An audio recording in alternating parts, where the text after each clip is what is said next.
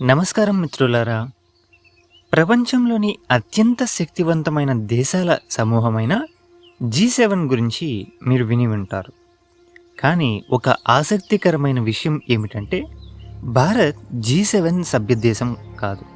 అయినప్పటికీ ప్రతి సంవత్సరం జరిగే G7 సదస్సుకు భారత్కు ప్రత్యేక ఆహ్వానం అందుతుంది.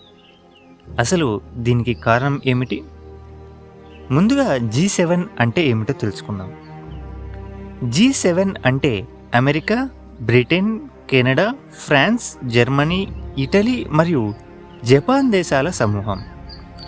ప్రపంచ ఆర్థిక వ్యవస్థ, భద్రత, వాతావరణ మార్పులు, అంతర్జాతీయ రాజకీయాల వంటి కీలక అంశాలపై ఈ దేశాలు చర్చిస్తాయి. అయితే భారత్ ఈ గ్రూప్లో సభ్యదేశం కాదు. అయినా ఎందుకు పిలుస్తున్నారు? మొదటి కారణం, ప్రపంచంలోనే వేగంగా అభివృద్ధి చెందుతున్న ప్రధాన ఆర్థిక వ్యవస్థలలో భారత్ ఒకటి. ప్రస్తుతం భారత్ ప్రపంచంలో 4వ అతిపెద్ద ఆర్థిక వ్యవస్థగా ఎదిగింది. అందువల్ల ప్రపంచ ఆర్థిక నిర్ణయాలలో భారత్ పాత్ర ఎంతో కీలకంగా మారింది.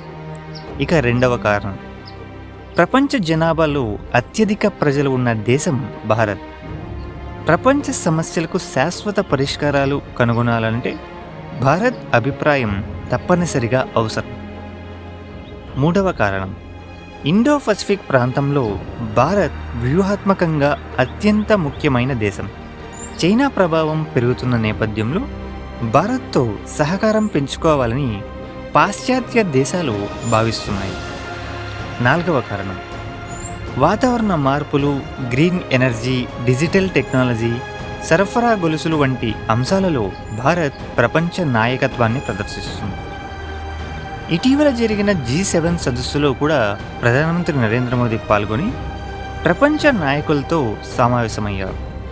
ఉగ్రవాద వ్యతిరేక పోరాటం, ఆర్థిక సహకారం, కృత్రిమ మేధస్సు, స్వచ్ఛ ఇంధనంపై భారత్ దృక్పథాన్ని వివరించారు. ఇది ఒక విషయం స్పష్టంగా చెబుతుంది. భారత్ G7 సభ్యదేశం కాకపోయినా ప్రపంచ వేదికపై దాని ప్రాధాన్యం రోజురోజుకు పెరుగుతుంది. అందుకే ప్రపంచంలోని అగ్రశ్రేణి దేశాలు భారత భాగస్వామ్యాన్ని కోరుకుంటున్నాయి. మరి మీ అభిప్రాయం ఏమిటి? భవిష్యత్తులో భారత్ G7లో శాశ్వత సభ్యత్వం పొందుతుందా లేదా? కామెంట్లో తెలియజేయండి. ఇలాంటి కరెంట్ అఫైర్స్ మరియు జాగ్రఫీ వీడియోల కోసం జీకేఎస్ జియో ఛానల్ను సబ్స్క్రైబ్ చేయండి. ధన్యవాదాలు.